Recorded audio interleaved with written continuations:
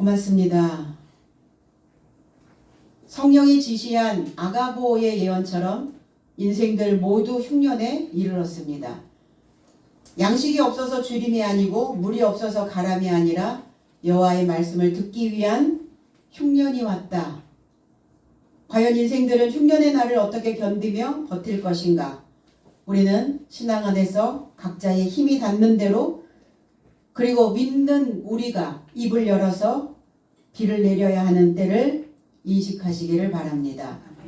29절로 30절 그래서 제자 삶이 유대 안에 거주하는 형제 삶에게 봉사에 이르고자 그의 삶에서 각자 힘 닿는 만큼 뭔가 보내기로 작정하였고 바나바와 사울의 손으로 인하여 장로 삶을 향하여 파송하여 이를 실행하였다 그랬어요. 제자들의 삶이 유대 안에 거주하는 형제들에게 그래서 신앙은 반드시 유대 안에 거주하고 있어야 된다는 겁니다. 표면에서 이면으로 바꿔가는 그 과정이 우리의 신앙의 여정이라고 보시면 돼요. 그래서 우리가 구원을 받는 건 뭐냐? 목숨을 구원받는 겁니다. 그 목숨은 어떤 것이냐? 짐승과 같은 존재로 남아있지 않고 하나님의 형상을 덧입는 그 삶을 우리는 구원이다 이렇게 표현합니다. 그럼 구원을 이루어가기 위해서는 뭘 해야 된단 말인가? 배워야 된다는 거예요. 배우는 삶, 배우는 자들을 우리는 학생이라고 얘기합니다. 학생은 교육이 들어가면 이해해야 되겠죠. 그가 이해를 해야만 교육의 효과가 나타날 수 있습니다. 인간은 왜 교육을 받아야 되는가? 짐승과 다른 것이 교육을 받느냐 받지 않느냐. 짐승도 훈련을 받기는 하죠. 그러나 그들이 그 훈련을 통해서 사고하고 그들의 삶을 재생시키지는 못하죠.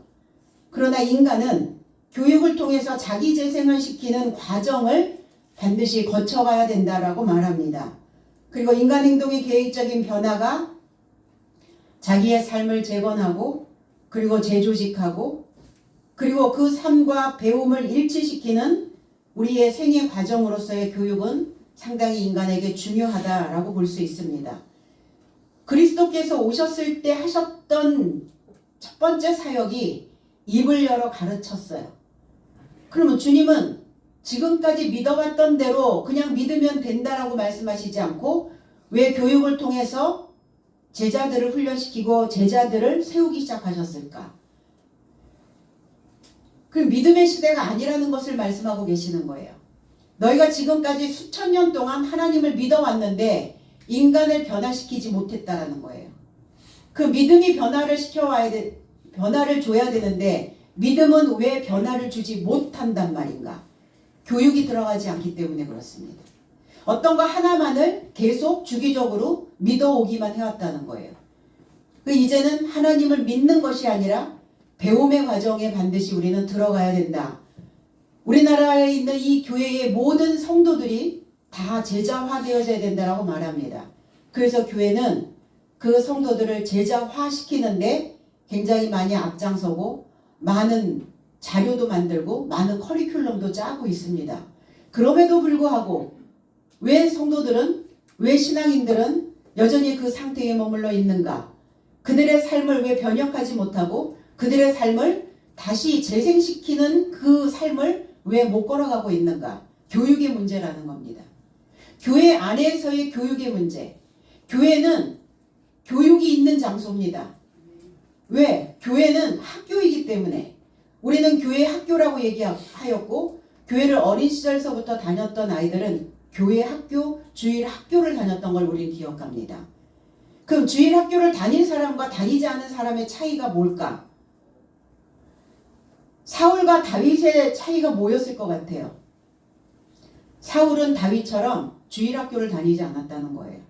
중간부터 하나님을 믿어왔기 때문에 그에게는 교육이 없었다는 겁니다. 하나님을 아는 교육이 없었다는 거예요. 결국은 그는 늘 묻기만 했던 것이지 묻고 답을 얻지 못하는 그 신앙에 멈춰 있었다는 거예요. 그럼 믿었긴 믿었죠. 그래서 늘 하나님 내가 어떻게 해야 됩니까? 이건 이렇게 해야 됩니까? 저렇게 해야 됩니까? 맨날 질문만 던졌지 그 질문에 대한 답을 제대로 얻지 못했다는 거예요. 그러면 그 답을 얻으려면 제자화 되어져야죠. 배워야 된다는 겁니다. 히브리어에서 배우다, 가르치다, 길들이다 라는 의미가 이게 라마드라는 단어를 가지고 있어요. 호세아 10장 11절로 12절에는 에브라임은 마치 길들인 암소 같아서 곡식 밟기를 좋아하나 내가 그의 아름다운 목에 멍에를 메우고 에브라임 위에 사람을 태우리니 유다가 밭을 갈고 야곱이 흙덩이를 깨뜨리리라. 너희가 자기를 위하여 공의를 심고 인애를 거두라. 너희 묵은 땅을 기경하라. 지금이 여호와를 찾을 때니 마침내 여호와께서 오사 그의 공의를 비처럼 내리시리라. 에브라임, 에브라임, 에브라다. 요셉의 아들입니다. 열매를 맺다 결실하다. 두 배의 과일이라는 의미를 가지고 있어요. 그럼 나무도 교육이 들어가지 않으면 열매를 맺을 수가 없어요. 나비와 벌들이, 일벌들이 이 꽃과 저 꽃을 수정시키는 거죠. 그러면 내가 가지고 있는 이 지식에 다른 지식이 더하여지는 겁니다. 수정이 된다는 것은. 내가 가지고 있는 씨와 다른 사람이 가지고 있는 씨가 뿌려지는 거예요. 그거를 수정이라고 얘기하고 그걸 교육이라고 말합니다. 그 교육이라는 것은 주입하다가 아니라 교육이다라는 에듀케이션의 어원은 끌어내다라는 의미를 가지고 있어요. 안에 있는 것들을 끌어내주는 것을 우리는 교육이라고 말합니다. 안에 있는 요소들을 열매로 내놓을 수 있도록. 이게 에브라임의 의미죠. 에브라임은 길들인 암소 같다. 길들여지다. 이 길들이다라고 하는 의미가 가르치다, 배우다라고 하는 라마드라는 단어예요. 에브라임은 뭘 해야 되느냐? 배움에 있는 자들과 같아야 된다는 거예요. 배움에 있는 자들은 어떤 자들이냐? 그들을 암소로 표현을 합니다. 암소, 갓 자라난, 그리고 주위를 뛰어다니는. 우리는 어떤 지식이 들어가면 머물러 있지 않죠. 그 지식은 나로 하여금 에너지를 만들어내고 그 지식은 나로 하여금 활동을 하게 만들어낸다는 겁니다. 그 암소 같다. 배움에 있는 자들은 암소와 같다. 갓 태어난 자들과 같다. 그리고 무엇인가를 생산해내는 자들과 같다. 그들이 곡식 밟기를 좋아하나 그랬어요. 타작하는 것, 도리깨질을 하는 것, 그리고 부수다 이런 의미를 가지고 있는데 곡식을 밟는다는 것은 그 밟기를 한다는 것은 지식이 들어가면 교육이 들어가면 그 교육은 그냥 껍데기채에 머물러 있는 것이 아니라 반드시 이 교육이라고 하는 껍질을 벗어버려야 된다는 거예요. 그 속에 있는 내용이 그들의 삶 속에 스며들어가야 된다는 겁니다. 그러려면 타작을 해야죠. 그러려면 부숴야죠. 그래서 도리깨질을 하는 겁니다. 주님이 오셔서 교육을 통해서 도리깨질을 하시는데 그들이 기존에 가지고 있었던 껍질들을 부숴내는 거예요. 주님은 혀를 통해서 도리깨질을 합니다. 그래서 그 지식은 세세하게 들어갈수록 더 빨리 스며들게 되죠. 그냥 뭉퉁거려서 두루뭉술 들어가는 것보다는 도리깨질을 통해서 껍질을 벗고 그리고 탈곡을 하고 그리고 그 속에 있는 내용들을 그들을 줬을 때 그들은 훨씬 더 몸의 영양분이 잘 저장되어질 수 있다라고 봅니다. 그의 아름다운 목에 멍에를 메운다. 그의 선한 목에. 그 목에 멍에를 메운다는 것은 그를 속박하고 동염해서 그들의 인생을 건너가게 해준다는 거예요. 이 멍에라고 하는 단어가 아바르라고 하는 단어인데 아바르, 히브리, 건너가다 이런 의미를 가지고 있게 만듭니다. 그러면 목에 멍에를 맨다는 것은 소의 목에 멍에를 씌운다는 것은 밭을 갈게 하기 위함이죠. 그리고 무엇인가 균형을 맞게 하기 위함이기도 합니다. 주님은 제자들에게 멍에를 메고 내게 와서 배우라 그랬어요. 목에. 그럼 너희들을 속박하겠다는 거예요. 너희를 동여 매겠다는 거예요. 무엇을 통해서? 진리를 통해서, 지식을 통해서, 말씀을 통해서, 교육을 통해서. 그리고 인간은 반드시 교육을 통해서 동여 맺어야 된다는 거예요. 동여 맺어야 그래야 지금 머물러 있는 나의 상태에서 건너갈 수가 있게 되는 겁니다. 건너가지 못하고 있는 사람들 너무 많잖아요. 뭔가를 실행해야 되는데 실행하지 못하는 사람들이 너무 많잖아요. 뭔가를 행하며 살아야 되는데 행하지 못하는 자들이 너무 많잖아요. 그 상태에서 그냥 멈춰버려 있는 사람들이 너무 많다는 거예요. 왜 그러느냐? 멍에를 매지 않았기 때문에 그렇습니다. 그러면 교회는 뭐 하는 곳이냐? 교육의 멍에를 매주는 곳입니다. 배움의 멍에를 매주는 곳이에요. 그래서 그들의 인생이 잘 건너갈 수 있도록 시간이 지나면 건너가야죠. 연수가 차면 건너가야죠. 아이가 태어났는데 건너가질 않네. 나이는 먹는데 생각이 건너가질 않으면 어때요? 어린아이의 상태로 머물러 있게 된다는 겁니다. 그래서 집단 안에, 그래서 사회생활 속에 자기들의 삶을, 자기의 삶을, 각자의 삶을 넣어놓지 못한다는 겁니다. 그리고 에브라임 위에 사람을 태우리니 그랬어요. 그 결실되어진 그 인생에 사람을 태운다. 인생들을 급파한다는 거예요. 운반시킨다는 겁니다. 결실이 되어졌다면 운반되어져야죠. 나무에 주렁주렁 열매가 매달려 있는데 그걸 운반하지 않으면 아무짝에도 쓸모가 없어요. 필요 적절한 곳에 반드시 그가 필요한 곳에 급파할 수 있어야 된다는 겁니다. 파견이 되어져야죠. 그래서 분쟁이 발생한 곳에 급파하는 거죠. 사람들을 급하게 보내는 겁니다. 주님은 급파하셨어요. 사람들이 있는 그곳에, 분쟁이 있는 곳에, 그래서 전쟁이 일어난 곳에 무엇에 위한 전쟁이냐? 내가 이걸 알고 먹느냐, 모르고 먹느냐예요. 그 전쟁이라는 거예요. 하나님에 대하여 내가 알고 먹느냐, 아니면 모르고 먹고 있느냐. 글쎄 내가 먹기는 먹었는데 뭘 먹었는지 모르겠어. 사람들은 음식을 먹고 와서 뭘 먹었냐고 물어보면 그렇게 말하는 사람들이 있어요. 아, 내가 뭘 먹었냐면 그 음식에 대하여 쭉 이야기를 하는 사람들이 있어요. 내가 뭘 먹었는지에 대해 이야기하는 사람들. 내가 그동안 하나님을 믿었다면 하나님에 대하여 뭘 먹었어? 라고 물어보면 무엇을 먹었다라고 말하는 자들이 있고 모르겠어 뭘 먹었는지. 하나님을 믿는데 알고 먹지 못한 자들을 허상이라고 말합니다. 알고 먹지 못한 자들은 우상을 만든 거예요. 하나님을. 우상 숭배하지 마라. 다른 신을 이야기하겠어요? 성경에서 이야기하는 게 하나님을 믿지 않는, 하나님과 전혀 상관없는 다른 신을 우상이라고 얘기하겠냐고요. 하나님을 알지 못하고 먹고 있다면 너는 하나님을 우상으로 만들고 있는 것이다. 위로나 아래로나 땅 아래나 어느 물속에서나 우상을 만들지 말라. 허상 만들지 말라는 거예요. 헛 믿지 말라는 겁니다.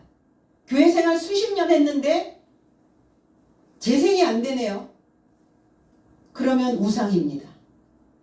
그러면 그는 실상이 아니라 실체를 믿은 것이 아니라 허상을 쫓아다닌 헛개비였다는 겁니다. 그래서 유다로부터 출발하는 거예요. 유다는 어떤 의미냐? 실존의 출현을 소망하다 이런 의미예요. 그 유다가 밭을 갈고 그랬어요. 밭을 간다는 것은 새김질을 한다는 거예요. 새기다. 쟁기질을 하다. 실존의 출현을 소망하려면 그 말씀이 새겨져야죠. 그리고 야곱이 흙덩이를 깨뜨리리라. 야곱이 어떤 자입니까? 발꿈치를 잡고 태어난 자입니다. 밀쳐내고 들어간 자입니다. 에서를 밀쳐내고 자기가 그 축복을 받은 자입니다. 그 밀쳐내고 들어가려면 능력이 있어야죠. 그 자리를 뺏어서 내 자리로 만들려면 물이 되어져 있어야죠. 생각이 흐르지 않으면 멈춥니다. 멈춰있는 자는 밀쳐내고 들어갈 수가 없어요. 물이 흘러간다는 것은 어제의 물이 오늘의 물이 될 수 없잖아요. 어제의 물을 밀쳐냈기 때문에 오늘은 새로운 물이 들어갈 수 있는 거예요. 이게 흐르는 자거든요. 그래서 야곱이라고 하는 의미의 이름을 풀어보니까 능력의 샘으로 집이 되다. 샘이 되어졌어요. 능력의 셈이라는 겁니다. 그러면 능력의 셈은 어디에서 나오는가? 머리에서 나옵니다. 생각하는 것에서 나옵니다. 내가 이렇게 살아도 되는지, 이렇게 믿어도 되는지, 내가 이렇게 신앙생활을 하는 것이 옳은지, 옳지 않은지, 내가 하나님을 알고 먹는지, 모르고 먹고 있는지, 이게 셈이 되어져 있는, 능력의 셈이 되어져 있는 자의 사고력이라는 겁니다. 흙덩이를 깨트리리라. 흙이라는 단어는 없습니다. 그냥 야곱은 깨트리는 자입니다. 이 싸가드라고 하는 단어, 썰애질을 하다, 비벼대다, 벗기다 이런 의미예요.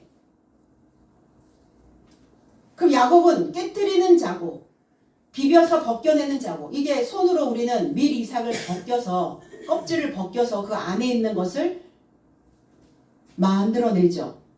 이게 썰애질 하는 거예요. 말이나 소나 거기에 이렇게 목줄을 매가지고 맨 밑에 이렇게 그 농기구예요, 농기구. 그래서 소나 말에 끌려서 논밭을 가꾸는 농기구, 이거를 썰애라고 얘기합니다. 흙 덩어리가 있는, 돌 덩어리가 있는 이런 밭에는 씨가 잘 안 뿌려지잖아요. 그러니까 썰애질을 통해서 썰애질을 통해서 그 혹을 고루고루 다지는 거예요. 야곱은 그런 자라는 겁니다. 깨트리러 온 자예요. 무엇인가 사고를 깨트리고 간령을 깨트리고 그들이 가지고 있는 생각들을 깨트려서 뭐하게 하려고, 공의를 심게 하려고, 의로움을 심게 하려고, 옳은 삶을 거두게 하려고. 그래서 이 밭이 잘 경작되어진 자는 어떤 씨를 뿌려도 그 흙이 그 씨를 폭 안아요. 그런데 뭐 돌짝밭이나 이런 그 굵은 자갈밭이나 이런 밭에는 씨가 뿌려져도 잘 못 살아요. 흙이 이거를 씨를 탁 감싸 안아야 되는데 못 감싸 안는단 말이에요. 그래서 옳음을, 의로움을, 그 인애를, 그 자비함을 거두는 자의 삶을 살게 하려고 하나님 야곱 족속에서 나게 하신 겁니다.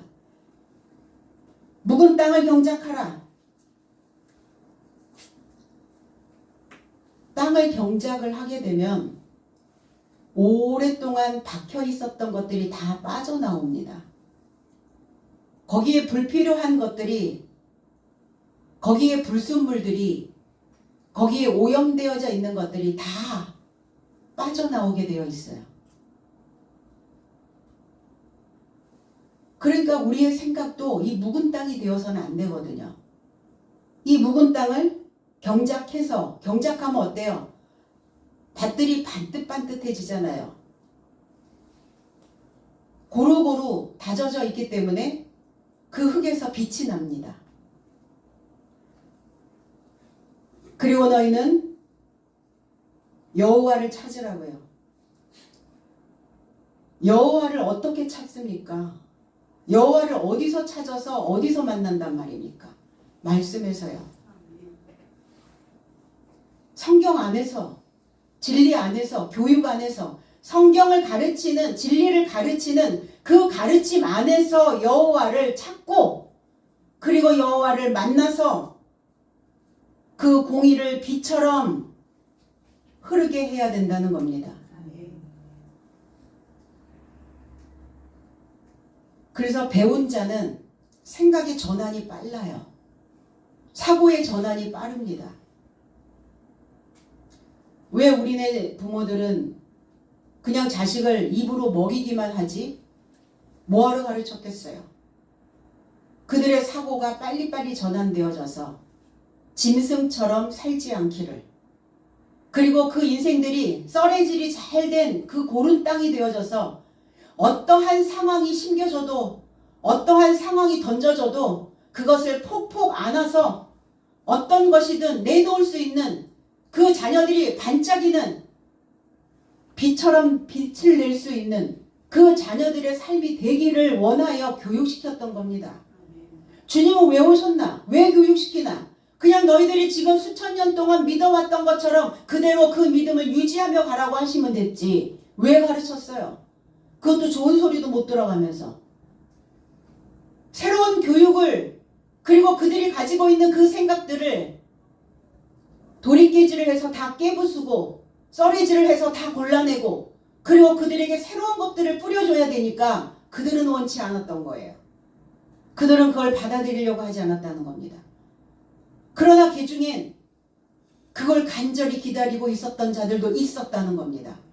그럼 21세기에 지금 신앙생활을 하는 모든 신앙인들이, 교회를 다니는 모든 교인들이 그런 사람들이 있지 않을까 하는 생각을 합니다. 다 천편일률적으로 똑같지는 않아요. 그냥 믿고만 있으려고 하지 않는다는 겁니다. 무엇이 궁금하고 무엇을 알고 싶고 하나님의 말씀을 찾아서 헤매는 자들이 있다는 겁니다. 그럴 때 우리는 우리의 입을 열어서 그들에게 공의를 비처럼 쏟아내줘야 될 줄로 믿습니다. 아멘. 어떻게? 각각, 각자, 각 사람이, 우리가 신앙생활을 하는 것은 다 각자 하는 거예요. 각각 그 힘대로 하는 겁니다. 우리에게 주어진 대로 하는 겁니다. 교회 전체에 싸잡아서 집단 의식을 만드는 게 아니에요. 종교 의식을 행하는 게 아닙니다.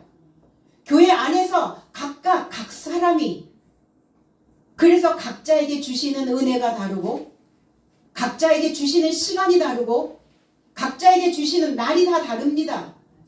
똑같이 태어났어도 그 사람의 상태가 다 달라요. 똑같이 하나님을 믿고 있어도 다 각각 다르다는 겁니다. 갈라디아서 6장 4절로 5절에 각각 자기의 일을 살피라. 그리하면 자랑할 것이 자기에게는 있어도 남에게는 있지 아니하리니 각각 자기의 짐을 질 것이라. 누구의 짐을 대신 져 주는 일은 없습니다. 주님이 십자가를 지셨지만 주님이 십자가를 지시고 우리의 죄를 대속해 주셨다고 그러면서 우리는 짐을 지려고 하지 않죠. 나는 안 하려고 하는 거죠. 우리는 이미 2000년 전에 구원을 받았는데 뭐하러 또 하나님을 믿는다고 옵니까? 이미 다 구원받았는데요. 성경은 그렇게 말씀하시지 않습니다. 각각 짐을 지라. 각자, 각 사람이.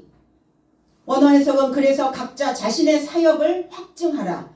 그러면 그때 자신만에 이루고자 자랑을 가질 것이며 타인 것에 이르지 않는다. 왜냐하면 각자 자기 과업을 짊어질 것이기 때문이다.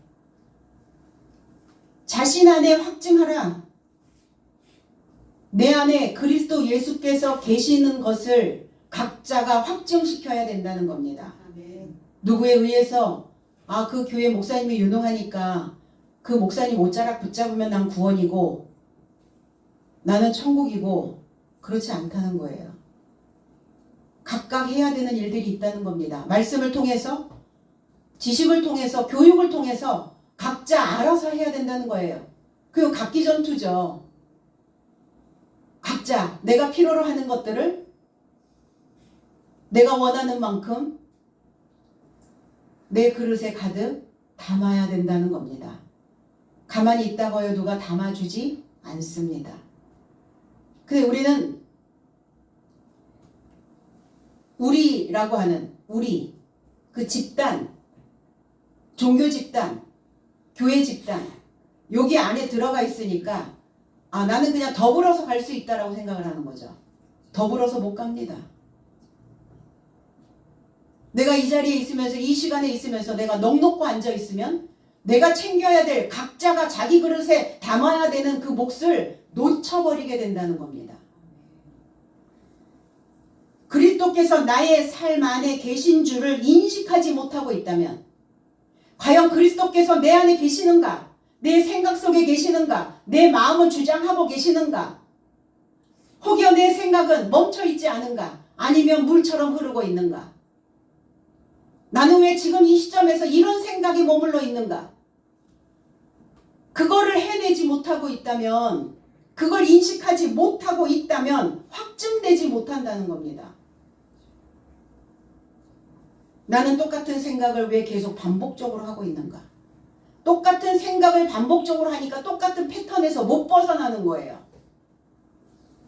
그리스도의 법을 보충해서 각자가 짊어져야 될 과업이 뭡니까? 십자가입니다. 주님이 2000년 전에 짊어졌으니까 나는 십자가를 안 짊어져도 된다? 아니요. 우리가 짊어져야 될 십자가는 뭡니까? 그 무거움은 뭡니까? 배움입니다. 교육입니다. 교육은 무거운 거예요. 배운다는 것은 내가 짊어져야 되는 것들이에요. 배움을 통해서 내 삶을 한층 더 다른 사람으로 만들어내야 되는 그 과업이 우리에겐 짐이잖아요. 십자가의 도, 십계명, 하나님의 법, 하나님의 말씀 66권을 짊어져야 된다는 거예요. 우리가 말씀에 대하여 얼마만큼 알고 있고 우리가 이 말씀에 대하여 얼마만큼 확증받고 있는가. 그렇지 못하고 있다면 우리는 하나님 앞에 변명할 여지가 아무것도 없다는 거죠. 그래서 그 십자가를 지는 과업을 우리는 감당해야 된다는 겁니다. 그러니까 저와 여러분들의 신앙생활 안에서 그리스도 예수께서 실체가 되지 못하고 있다면 공허한 외침만 있을 뿐입니다. 그 종교는 살아있는 종교가 될 수 없어요. 그러니까 우리는 교육을 통해서 말씀을 따라서 각자의 우리의 본 모습들을 볼 수 있어야 된다는 겁니다. 내 본 모습, 내 본 바탕, 내가 지금 생각하고 있는 수준, 내 상태, 그걸 왜 봐야 되냐고요? 그걸 왜 봐야 될까요? 사람이니까. 그걸 안 보는 자를, 그걸 안 보면 짐승이죠. 그래서 각자가 각각의 짐을 감당하며 내 안에 그 생명체들이 보내는 신호를 인식해서 우리의 신앙의 그 광맥을 찾아가는 겁니다.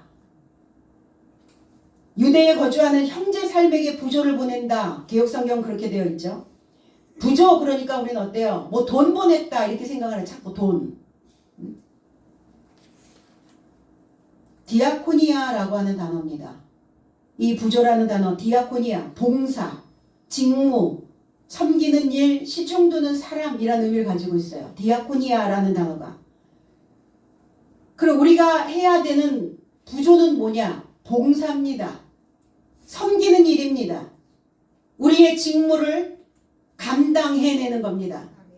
에베소서 4장 11절로 12절에는 그가 어떤 사람은 사도로, 어떤 사람은 선지자로, 어떤 사람은 복음 전하는 자로, 어떤 사람은 목사와 교사로 삼으셨으니 이는 성도를 온전하게 하여 봉사의 일을 하게 하며 그리스도의 몸을 세우려 하심이라. 개역성경에는 그렇게 되어져 있고 개역성경에도 여기가 부조라는 단어가 봉사라는 단어로 해석이 되었어요. 원어 해석은 그리고 그가 사도의 삶도, 선지자의 삶도, 복음 전파자의 삶도, 목자의 삶도, 교사의 삶도, 성도의 완전함을 향하여 주셨으니 이는 봉사의 일에 이르러 그리스도의 몸의 건물에 이르게 함이라. 우리에게 주신 이 직무가 뭐냐? 우리에게 주신 이 모든 것들이 다 봉사직이라는 겁니다. 목자도, 교사도, 선지자도, 사도도, 복음 전파자도. 왜 그런 직무를 주셨나? 왜 그런 봉사를 하게 했나? 성도의 완전함을 향하여 주셨으니. 그러니까 가르치는 자들은 뭘 해야 되느냐? 성도들을 완전하게 해야 된다고요. 무엇을 통해서? 교육을 통해서, 가르침을 통해서. 그러면 성도들도 그 가르침을 통해서 나도 완전케 되어져야 되는 그 상황에 함께 이게 맞물려서 돌아가야 된다는 겁니다. 목이 터져라 가르치는데 배우는 자는 그걸 받아들이지 않는다면 아무 의미가 없는 것이죠. 이게 커뮤니케이션이 되어져야 되는 거예요. 그래서 모든 직분이, 우리에게 주어진 모든 직분이 봉사직이라는. 왜 우리가 이 봉사를 해야 되는가? 우리는 봉사 그러면 다른 사람에게 무엇인가를 할애하는, 다른 사람들을 위해서 뭔가 서비스를 하는, 이런 것으로만 자꾸 생각을 하고 있다는 겁니다. 그 우리에게 이 모든 직무는 사도도 선지자도 복음 전파자도 목자도 교사도 성도도 다 나예요. 내가 나에게 봉사하는 겁니다. 나는 나에게 뭘 봉사했는가? 맨날 그냥 쥐어박히는 소리만 하지는 않은가? 맨날 나에게 혀차는 소리만 들리게 하지는 않은가? 나는 늘 부족하다라고 늘 내 자신에게 그렇게 주입시키고 있지는 않은가? 그러면 나는 나의 봉사를 직무 유기하고 있는 겁니다. 내게 주신 그 직무를 유기하고 있는 거예요. 나는 나에게 한 번도 봉사를 해본 적도 받아본 적도 없는 거예요. 내가 나를 봉사해야 다른 사람을 위해서 봉사할 수 있는 마음이 생기는 거지. 나는 맨날 너덜너덜해져 있는데, 나는 맨날 다 털털 털리고 있는데 뭘 담아서 뭘 사람들에게 봉사를 한단 말입니까? 우선은 내가 그 봉사가 채워져야 된다는 겁니다.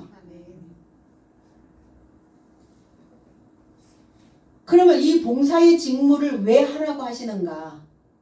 그리스도 형체의 집이 되게 하시려고요. 우리는 집입니다. 이 집골이 이게 뭐니? 이렇게 얘기하죠. 집이 이게 뭐야? 좀 치우고 살아라. 그럼 보여지는 집도 집이지만 보이지 않는 내 안의 집도 집이라는 거예요. 그 사람의 생각의 집이 엉망이면 바깥에 보여지는 사람의 집도 형체도 엉망이라는 거예요. 우리는 잘 정돈되어진 깨끗한 넓고 크고 넓고 좁고의 의미가 아니에요. 좁은 공간도 효율적으로 깨끗하게 정돈해 놓으면 얼마나 그 집에 들어가고 싶겠어요. 머릿속에서 상상할 거 아닙니까? 아, 집이 엉망인데 누가 하나 데리고 들어갈 수도 없는 집, 나조차도 그 집에 들어가고 싶지 않은 집.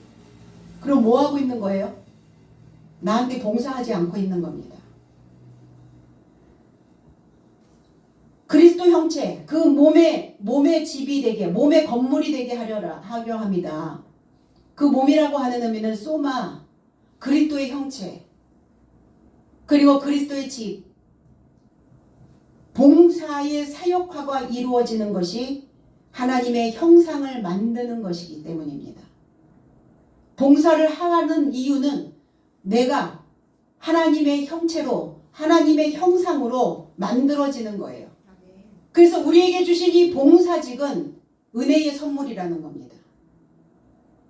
오늘도 우리는 각자에게 봉사하심으로 인하여 또 보여지는 이 교회에도 여러분들이 봉사의 직무를 완수하시기를 바랍니다. 하나님을 이해하지 못하고 사는 자는, 하나님을 알지 못하고 믿고 있는 자는 하나님의 건축물로 완공될 수 없죠. 뭘로 완공시키겠어요? 무엇으로 벽돌 하나하나 올리겠어요? 무엇으로 건축 자재를 만들겠습니까? 건물 자재가 있어야 건물이 올라갈 거 아닙니까? 낱말 하나하나요. 뜻 하나하나. 말씀 한 절 한 절. 그게 다 우리에게는 인간을 만드는 건축 자재라는 겁니다. 그게 교육의 내용이죠. 그 교육의 내용을 가지고, 그 커리큘럼을 가지고 사람들을 완성시키는 거예요. 사람들의 사고를. 그래서 사람들하고 교육시킨 겁니다. 그래서 선생을 만들었고, 그 선생은 자기 자신을 봉사함으로 인하여, 자기 자신에게 봉사함으로 인하여 형상을 만들어내고, 그 하나님의 형상이 되어진 그가 사람을 가르쳐서 그들에게 또 그 스승의 형상을 만들어주는 겁니다.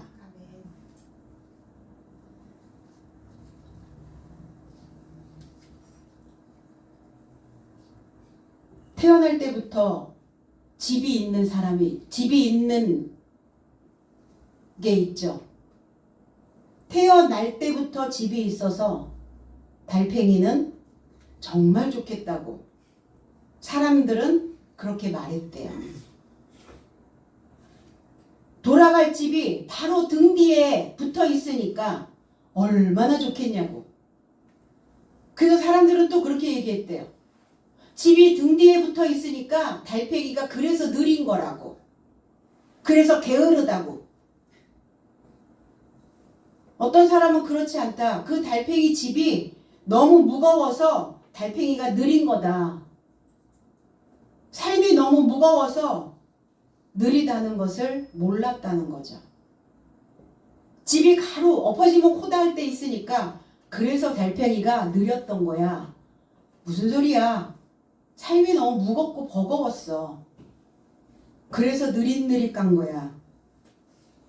혹 우리에게 주어진 이 봉사직을 수행하지 못하고 있는 건 내 삶이 너무 버거워서 무거워서 그렇게 하고 있진 않나요?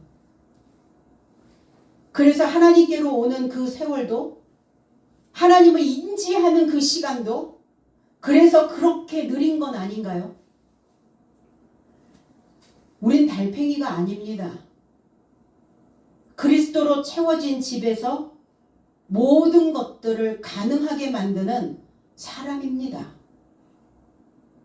나 자체가 집입니다. 그걸 짊어질 필요가 없어요. 버거워할 필요가 없어요.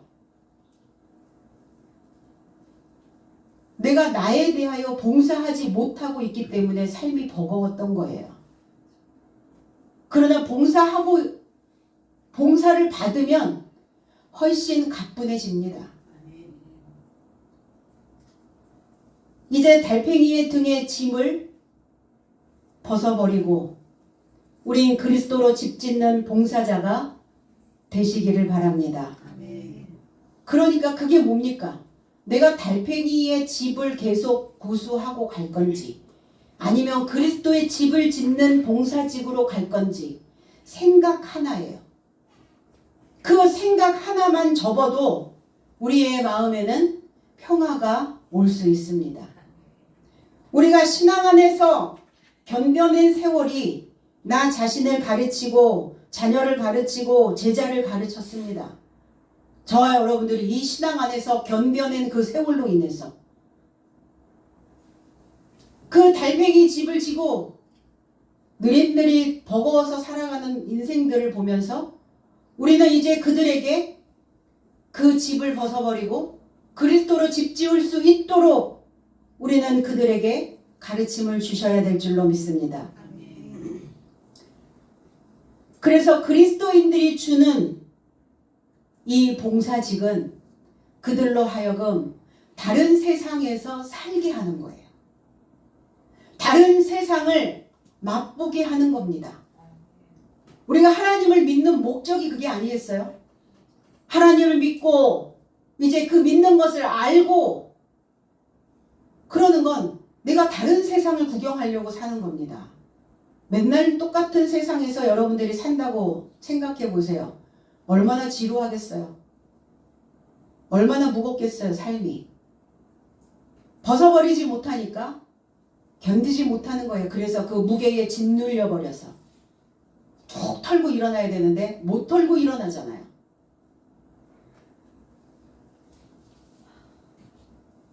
그래서 보내기로 그 형제 삶에게 그 봉사 직무를 보냅니다. 파송합니다. 요한복음 12장 44절로 45절에 예수께서 외쳐 이르시되 나를 믿는 자는 나를 믿는 것이 아니요 나를 보내신 이를 믿는 것이며 나를 보는 자는 나를 보내신 이를 보는 것이니라. 원어 해석은 그래서 예수께서 외쳐 언급하셨다. 나에 이르고자 믿는 자는 나에게 이르고자 믿는 것이 아니요 오히려 나를 보내신 이에게 이르고자 믿는 것이다. 그리고 나를 바라보는 자는 나를 보내신 이를 바라보는 것이다. 그랬어요. 나를 믿는다는 것은 나를 보내신 하나님을 믿는 것이고 나를 본다는 것은 나를 보내신 하나님을 보는 것이다. 그렇다면 그리스도께서 파송하신 사도들을 믿는 것은 하나님에게 들어가고자 믿는 것이고 사도들을 보는 것이 하나님을 보는 것이다. 오늘날은요. 하나님을 믿으며 배우며 믿고 있는 저와 여러분들을 믿는다는 것은 하나님에게 이루고자 믿는 것이고, 저와 여러분들의 삶을 본다는 것은 하나님이 보내신 그 삶을 보는 것과 같다. 이게 우리는 책임져야죠. 내가 어떻게 살고 있는지, 내가 무엇을 보여주고 있는지, 나의 신앙의 상태는 어떠한지 책임져야 된다는 겁니다. 왜요? 나를 보내신 자가 하나님이시기 때문에, 나를 통해서 하나님을 본다고 말씀하니까, 우리의 삶을 통해서, 우리의 일상생활을 통해서 하나님이 드러나신다고 하시니까.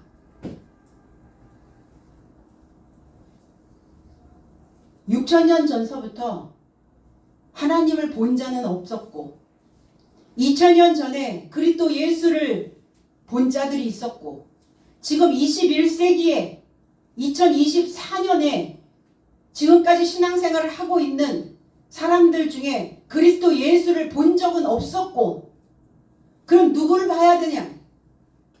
그리스도인들을 봐야죠.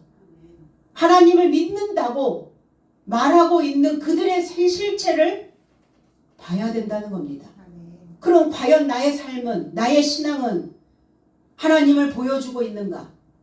나의 실체는 하나님을 믿게끔 만들고 있는가?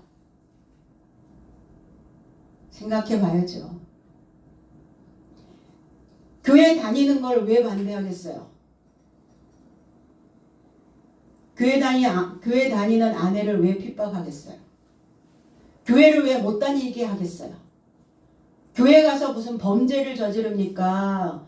교회 가서 나쁜 짓을 합니까? 교회를 왜 못 다니게 하겠어요? 삶이 안 되는 거예요.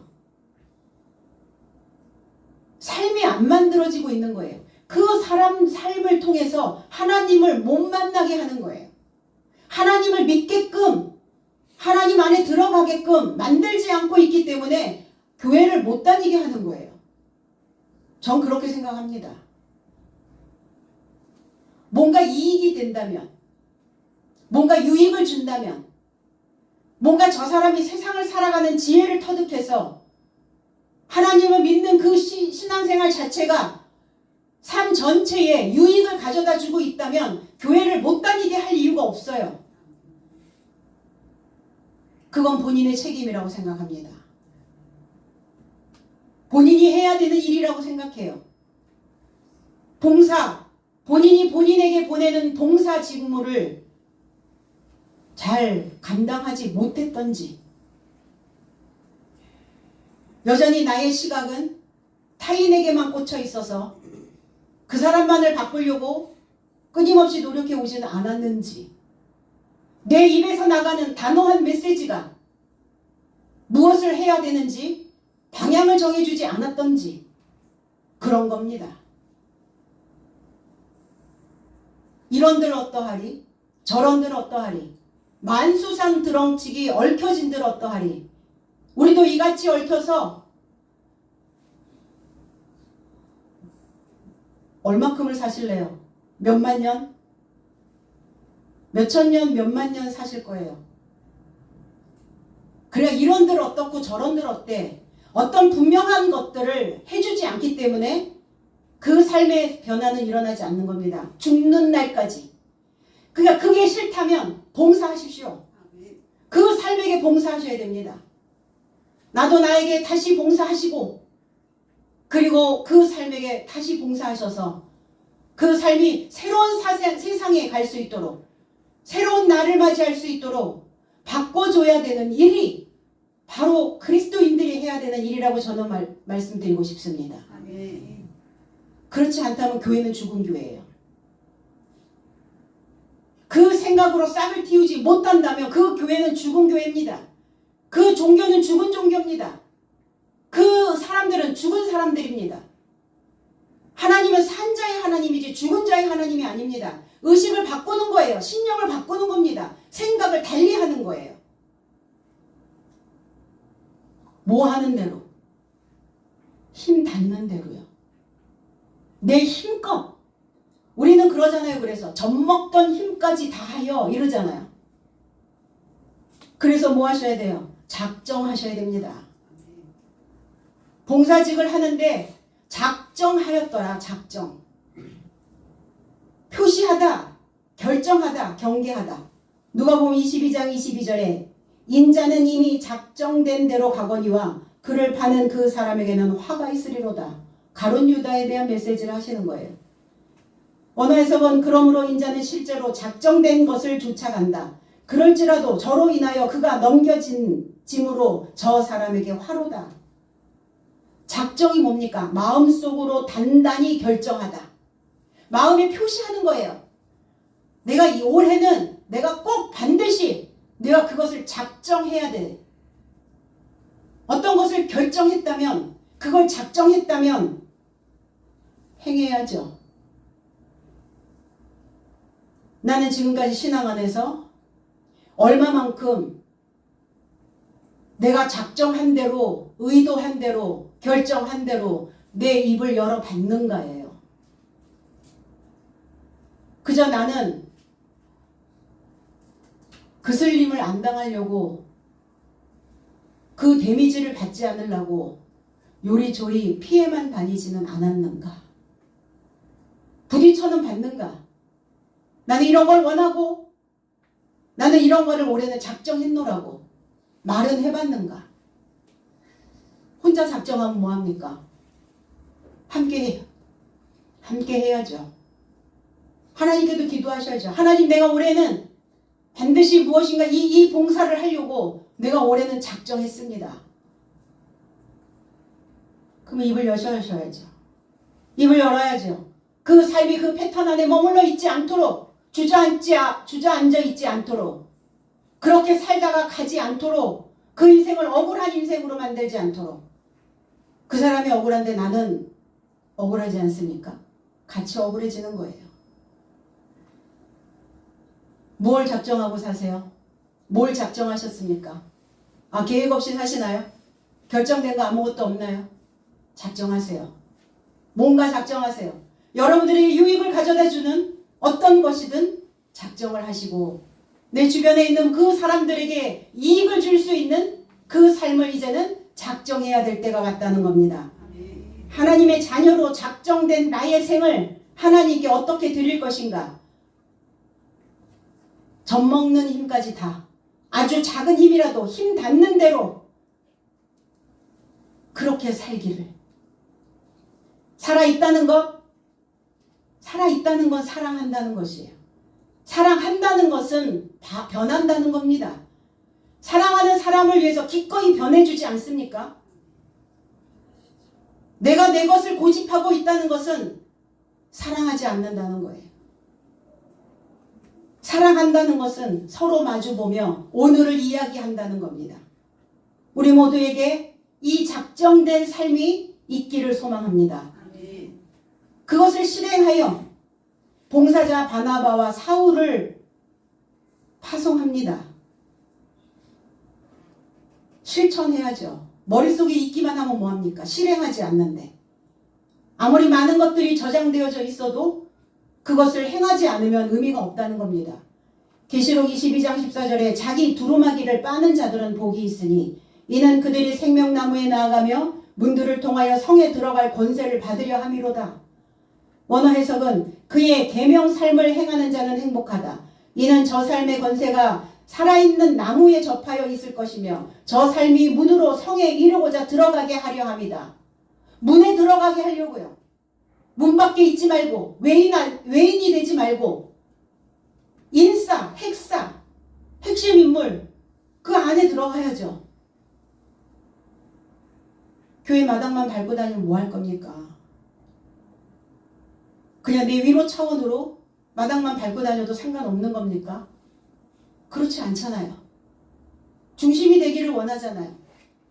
항상 핵심 인물이 되길 원하잖아요. 뭔가 뛰어나길 원하잖아요. 인정받고 존중받기를 원하지 않나요, 사람들은? 저는 저기 각자의 마음에 그런 게 없다고요? 천만에요. 그거를 발견하지 못했을 뿐입니다. 인간은 태어나면서 높은 것을 원하고, 인간은 태어나면서 스타가 되기를 원하고, 인간은 태어나면서 존중받고 사랑받고 빛이 나기를 원해요. 아무리 입으로 많이 먹여줘도 그 사람이 존중받지 못하는 삶은 그 생각을 벗겨내지 못한다는 겁니다. 존중받아본 적이 없는 사람들은 그 상황들을 파악해서 내가 지금 어떤 것을 어떻게 해야 되는지 분별해내지 못한다는 겁니다.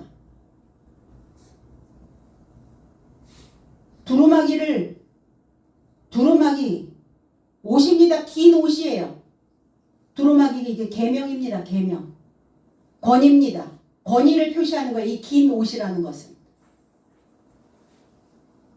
계명을 행하는 자는 두루마기를 빨다라는 이 의미가 행하다. 그래서 두루마기 계명을 행하는 자는 행복하다. 계명이 무엇이기 때문에? 법입니다. 법 없이 살 수는 없잖아요. 계명이 무엇이길래? 하나님이시기 때문에. 계명이 무엇이기 때문에? 그리스도이시기 때문에. 그 계명 안에, 계명 엔톨레라는 단어, 엔 안에, 율법 안에, 그 규정 안에, 계율 안에 한 율법사가 물어봤어요. 한 율법사가 주님을 시험하려고 율법 안에서는 어떤 계명이 위대합니까? 이렇게 물어봤어요. 그 율법사에게 단언합니다. 온전히 내 마음으로, 온전히 너의 목숨으로, 온전히 너의 지능으로 너의 하나님을 주로 사랑할 것이다. 너의 하나님을 주인으로 받아들여라. 이것이 첫째 위대한 계명이고 둘째도 그와 같다. 너의 이웃을 내 몸과 같이 사랑할 것이다. 사랑은 율법의 체험이다. 법을 받아들이는 겁니다. 사랑은. 남편의 입에서 나오는, 아내의 입에서 나오는, 부모의 입에서 나오는, 스승의 입에서 나오는 그 법을 받아들이는 겁니다. 그게 사랑입니다. 그들을 장로들에게 보냈다고요. 장로, 늙은, 더 늙은, 하나님의 법의 무기로 꿰매서 소망을 주고 규정하는 자. 이들을 장로라고 얘기합니다. 프로스, 비테로스. 히브리어에서는 자켄이란 단어예요. 자켄, 무기, 바늘기, 규정 이런 의미를 가지고 있어요. 창세기 18장 11절에 아브라함과 사라는 나이가 많아 늙었고 사라에게는 경수가 끊어졌는지라. 여성의 경수가 끊어졌는지라.